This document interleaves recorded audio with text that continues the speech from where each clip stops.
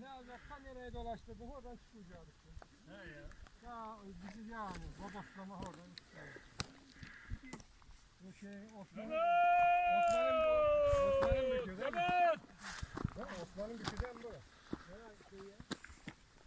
Osman bükü işte. Hadi. Türkiye. Ha. Orada küçük sarsana. Orada Osman'ın tekne o demiş. Orada Bozburun, biz Bozburun'a nereye geldik? Abi burası bak güneş görmüyor, gün görmez desek olur. Görmez akşam akşam. Hadi bak. Hadi bakalım. Yani fotoğraf çekiyorduk ha burada. Ha. Biz bir saatten beri bekliyoruz burada. Buyurun abi. Şöyle elle